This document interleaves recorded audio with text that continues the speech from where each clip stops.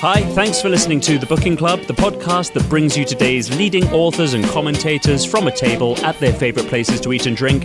I'm your host, Jack Haldane, and on this episode I'm going to be speaking to journalist and author Ben Judah about his new book, This is Europe, The Way We Live Now.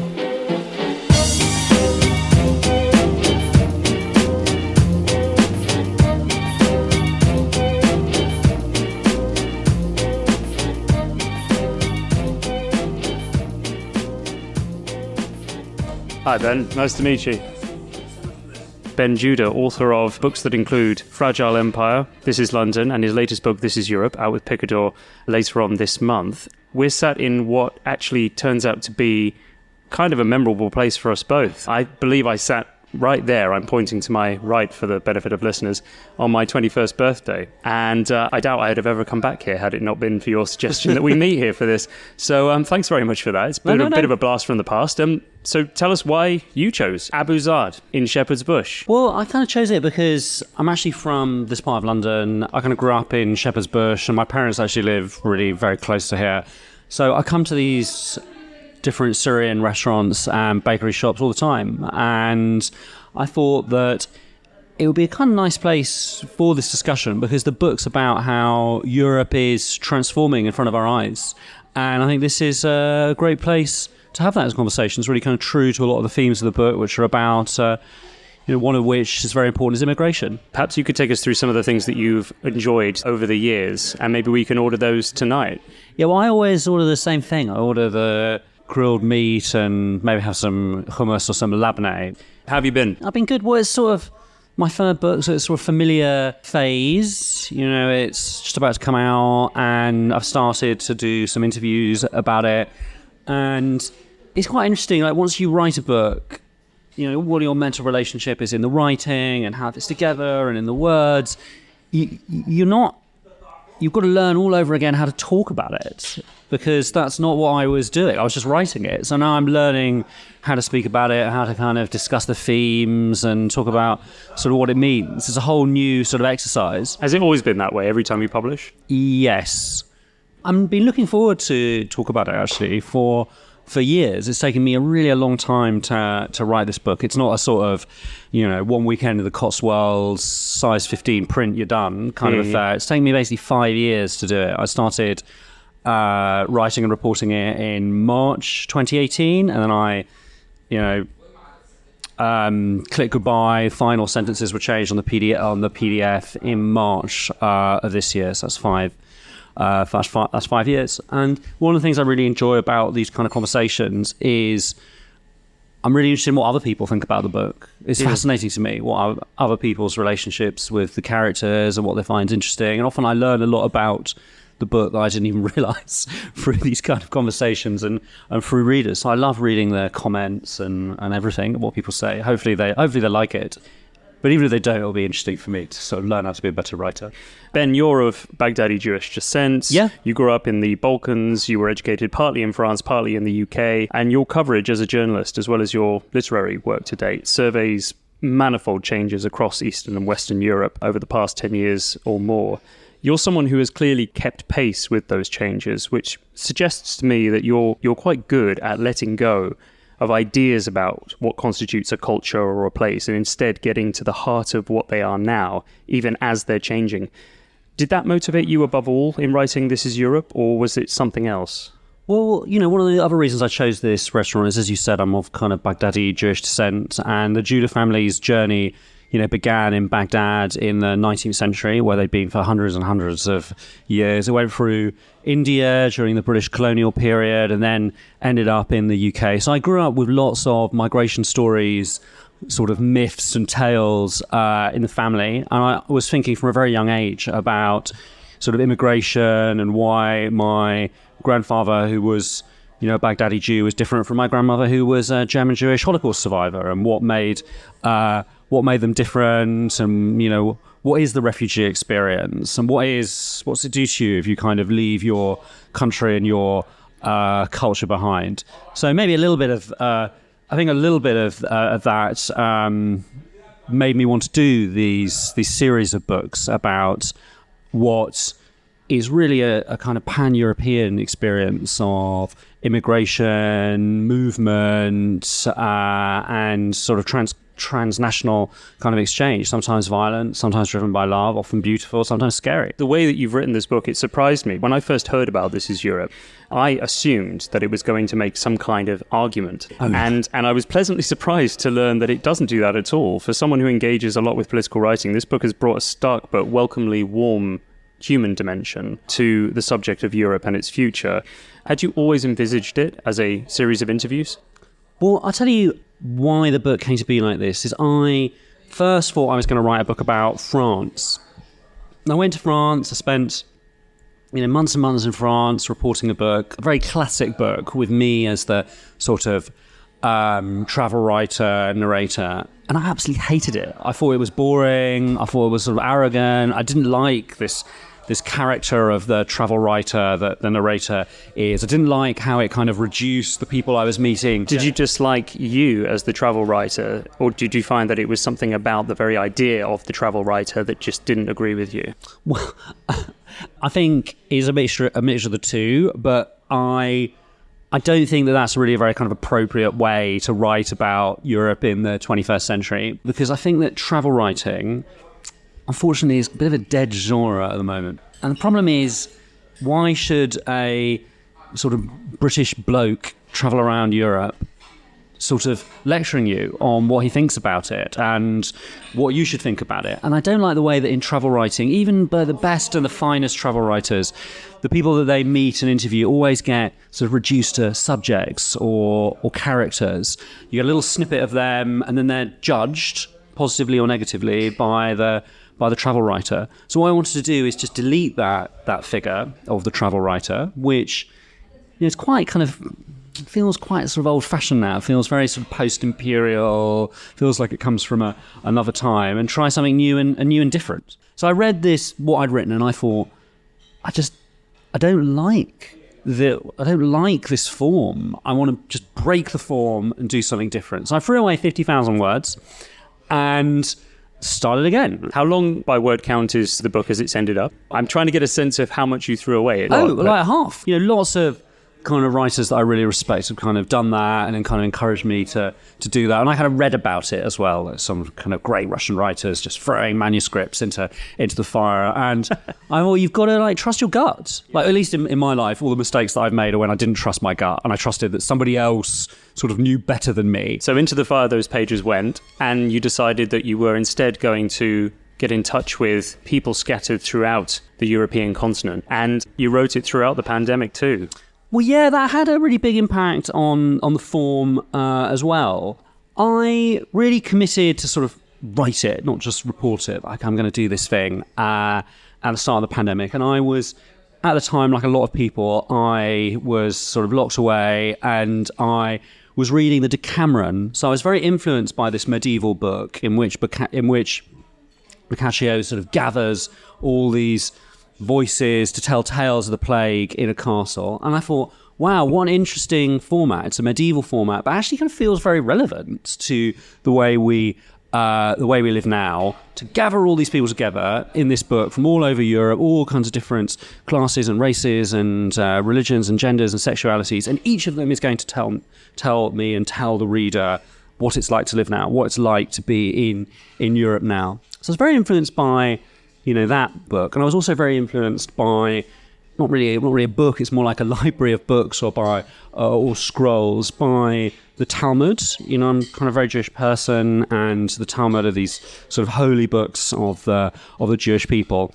And they're very unusual, and they're not at all like anything you would sort of read normally, and you sort of study them with a rabbi, because they weren't like this. One rabbi tells a story, another rabbi counters with another story and says, it's not like that at all. And then they argue and they argue and they argue about different legal points that build up into the kind of code of Jewish ethics and law. And that left me with this real desire to do something like that, because it left me with a real deep sense as you have to look at something 1, 2, 3, 4, 5, 6, 7, 8, 9 ways. So I'll give you an example of how that Talmudic principle infuses the book is take the chapters about Berlin. So we see Berlin in one chapter through the eyes of Aboud. He's a kind of Syrian refugee. His wife's come with him. She's pregnant. She's very, very depressed. He's very worried about her. She's got deep trauma. And he spends the day driving around delivering for Amazon. He is that guy that knocks on your door and then for a split second you say thanks. And he gives you your package. And he feels he's living in like the soft authoritarianism of an app. He can't even go down a street that the app doesn't want, about it bleeping at him and harassing him and docking points from him. And he feels that Berlin is actually this really oppressive place, which is really overrun by criminality and gangs. He's shocked by how it doesn't even really sort of feel like a European city, what he imagined that to be in his imagination anymore. And he wants to leave. He wants to go to Dubai, and he's dreaming of making it to the UAE, where he thinks his wife will be happier back in his own sort of culture. And then you see Berlin again, and you see it from the point of view of Haidar. He's also a refugee from Syria. He's a gay man, and for him, Berlin is this absolute theatre of joy and freedom and self-discovery and beauty as he discovers his sexuality and, begins to learn how to express himself as a queer dancer and starts performing drag and finds all kinds of kind of friendships and abilities to sort of perform with a similar kind of singer from Israel. And for him, Berlin is freedom, whereas for Aboud it feels like a very sinister form of app oppression and exploitation of cheap labor. So that's the Talmudic principle. We're going to look at Berlin, but we're going to look at it from two different points of view. And we get that again and again and again in the book. The book's an invitation to look at Europe from as many different points of view as I could fit in the book. I think what you're describing here is a step change in the way that journalism and travel writing in the 21st century is being done. I mean, you and I, we're both millennials. Yeah. You see yourself as very much one of many nodes in this global social media driven network. Well, yeah, it's just, I don't think you need a book in which a travel writer wanders around Europe describing what you've already seen, either through your own travels or through Instagram, and then sort of informing you of a little bit of sort of Wikipedia history. I don't think that's necessary. You wrote in a recent Sunday Times article, quote, "Far from being a museum, the continent is steadily blurring with Africa and Asia, and that migration," you wrote, "is the great megatrend that will define Europe's 21st century." With your mind's eye, how do you picture Europe in 15 years? This is Europe is about the way we live now. And I feel that the way that we live as Europeans, new and old, is really changing in front of our eyes.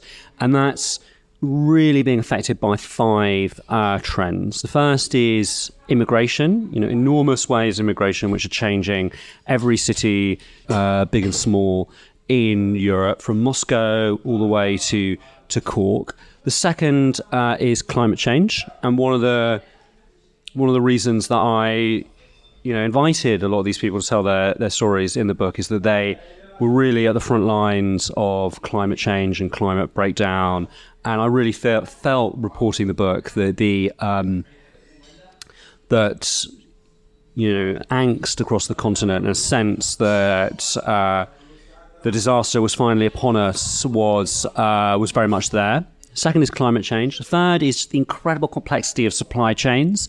You can't look at a single product, look at this sort of plastic fork. Like, just imagine the journey that this plastic fork took, probably from China. Probably it was delivered at Rotterdam. Rotterdam is where we start the book, is it not? This is where the guy that you speak to says, "I am the start of Europe." Yeah, Europe is now tied up with a vast network of needs and demands and supply chains. I love the fact that you get very deep very early on into the ugliness of a Europe we don't see and we don't think about. It was really important for me to show that Europe's not just an idea, it's not just a geography, it's also this incredible ball of connections and systems and supply lines, and to see it from the perspective of the people in that system. So the book begins with Jelle in the port of Rotterdam. He's the pilot that guides in the super tankers, which bring in vast, incredible amounts of stuff from across the world, and mostly at this point from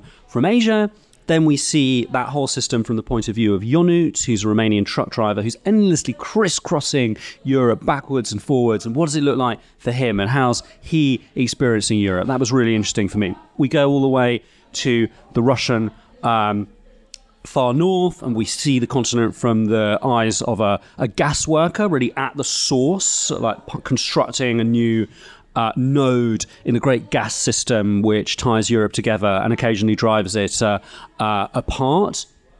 And we look at it from the point of view of people working in airlines, the point of view of people working in agriculture. It was very important for me to show work, because the book's about the way we live now, and the way we live is largely through work. Like, that's what we spend most of our time doing. And I wanted to show how the jobs that we have are changing in quite a profound way. The next trend of the book is the internet. And the internet and technology, I think, is changing our lives in a far more profound way than we realize.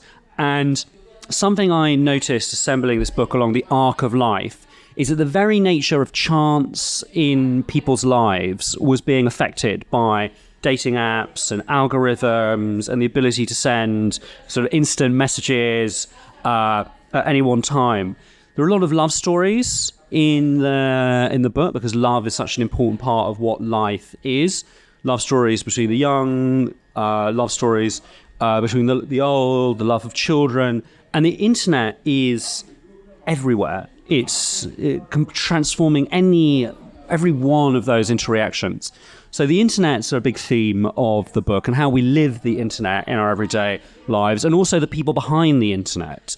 So some people have been a bit surprised that one of the stories in the book is a kind of porn star, but if you look at the numbers, don't lie. If you look at the amount of people who watch porn in Europe every day, that's a huge industry and a huge part of people's lives. So I really wanted to do the people behind the internet, the people behind the internet. So you see, sex work on the internet from two points of view: a man's point of view, and then you see it from a woman's point of view. But when you say that this is a book that really looks at the way that the economic settlement of the 21st century affects the lives of people in Europe, where did you find the particularly European feel came through most for you in the process of interviewing? Well, those are all global trends in a way, but they take a very European form in Europe, and you see that through the point of view of the people who tell their stories. So, one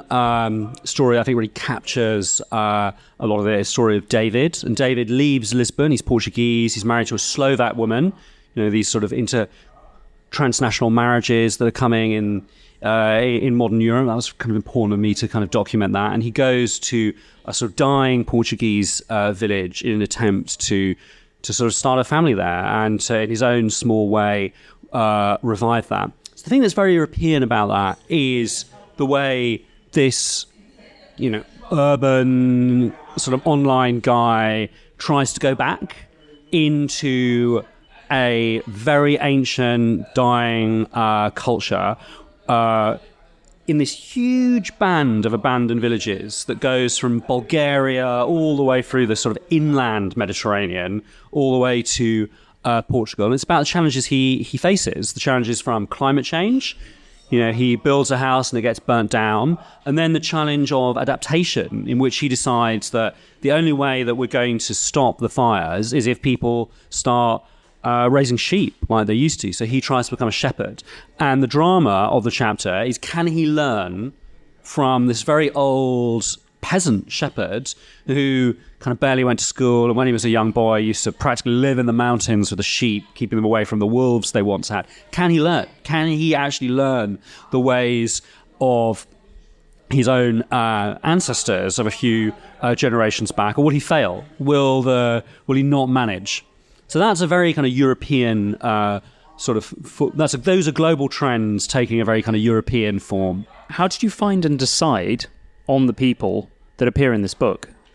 So I wanted to write a book that had all of Europe in it geographically, that had all of Europe's class and racial and gender splits, the stories of 50-50 men and women, that it also had, stories of from people of different sexualities in there. So it really captured all the different slices of life in the continent. And then that they were arranged along the key way which we experience life, which is really sort of age. Are you a child? Are you young? Are you old? Are you kind of facing death? So once I decided I wanted to do it like that, I then set about basically filling in this enormous puzzle. Some things came very quickly, and then I kind of found myself going, oh shit, I've got to find a woman in Scandinavia over the age of 50 who's dealing with the loss of a parent. And some of the quests became extremely long. It took months to find the right person. In terms of how I found these people, so I found them by every single technique you can imagine. Some of them I just bumped into them. I found them in shelters. I met people on the street.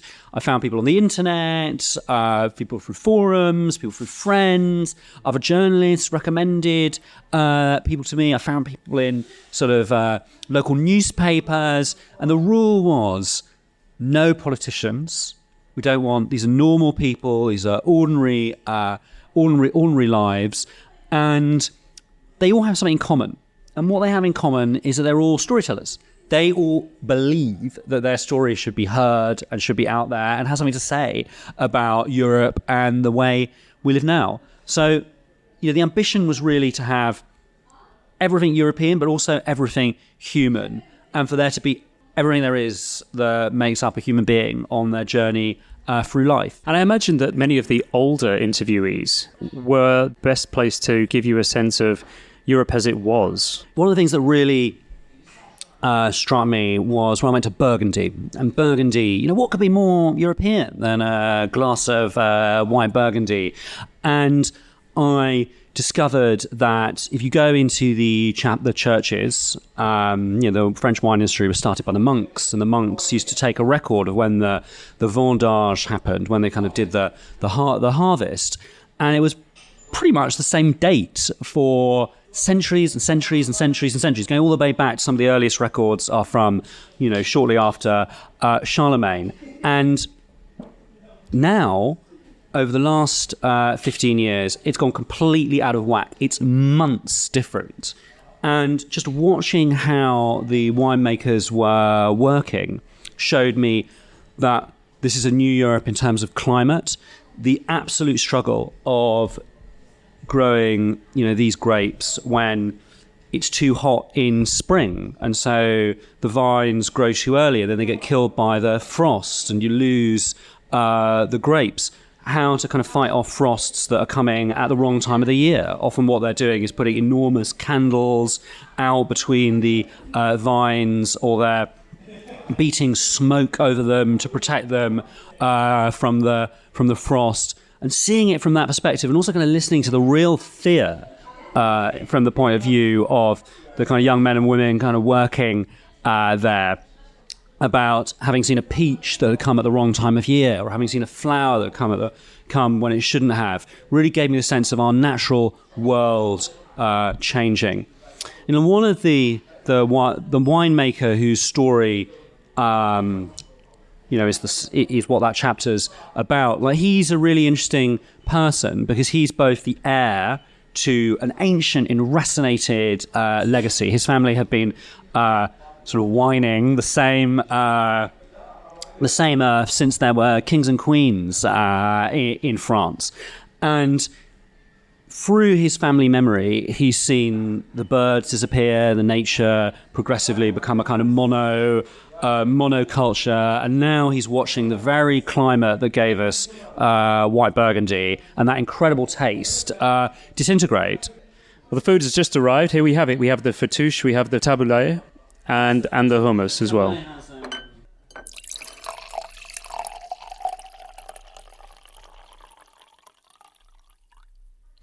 I knew we were going to overorder.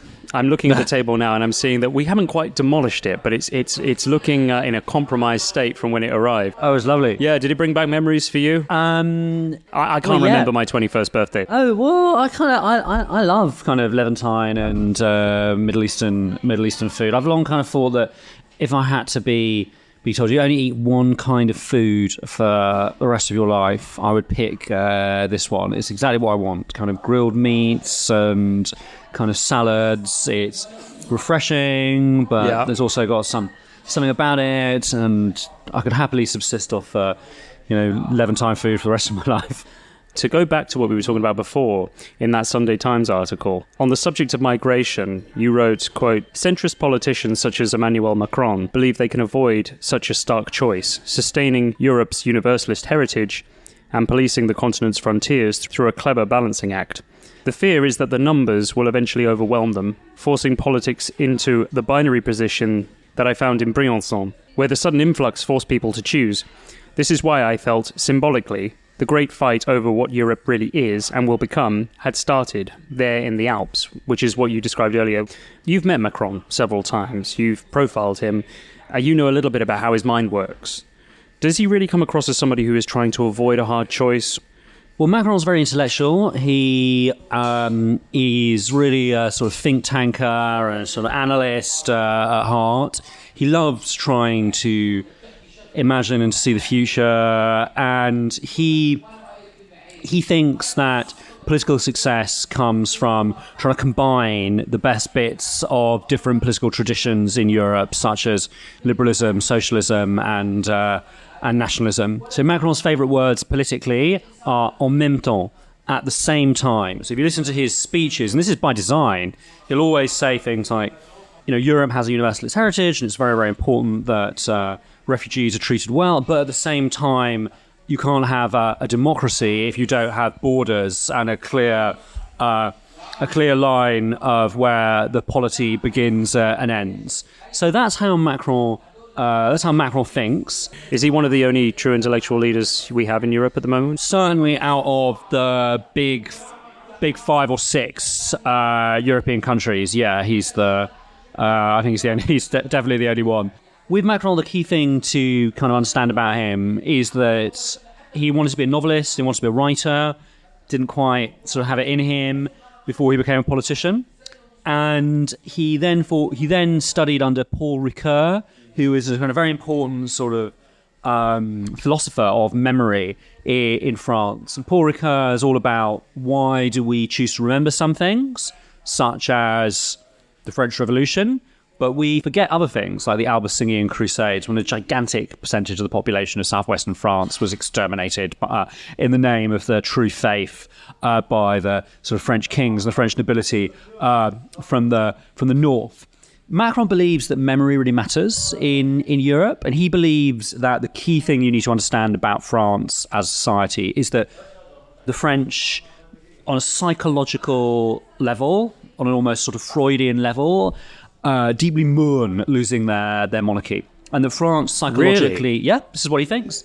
That France psychologically is a monarchy. That is really surprising. So Macron believes that there's an empty throne which hangs in the middle of French politics, and of which every few years the French people acclaim somebody as a king, and then grow angry that this person's actually not a king, he's not good enough, and that therefore the French president has to endlessly navigate with the French public's desire for a republican king.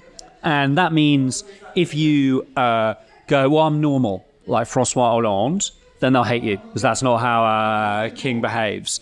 If you go to them, I'm the king, love me, like Sarkozy did, they'll go, that's not how a true king behaves, that's, we hate you. And therefore Macron believes that he's trying to strike a balancing act, which is just to behave like the king, and you can love me or hate me, I don't care. This book is unusual in your repertoire. You're normally somebody who writes about policy. Why have you written a book that is much more human-shaped? Well, that's the thing. I think that we shouldn't think about the world just through policy. So if you look at what they really are, like what is liberalism, socialism, nationalism, these philosophies are really about the question of how should we live? What is it to live well? What is it that a good society should be? So the subtitle of the book, The Way We Live Now, is also a question to the readers. Is this the way you want to live now?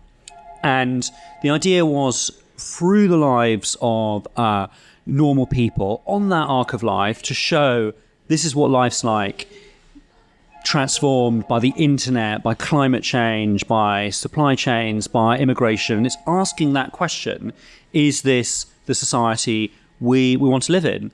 And it's left to the reader to make up their own minds. The book's title might suggest this is Europe, whether you like it or not, in brackets. But actually what you're doing is you're saying, is this the Europe that we want to live in? Do we hope for better? What are we prepared to do and say to have the Europe that we want? Well, so that's the issue, which is when we talk about policy is kind of grounded in constraints. Like Britain has a Europe policy. Macron has a Britain policy. Policy is different from politics. Politics is about kind of standing up and asking for things and trying to change things. So my book is asking a question to policy wonks, which is, read it. This is how we live now. Is this the way you want to live now? And if so, I mean, a little less policy, please. I mean, a little bit more politics. But politics as a moral question, like, is this the society that we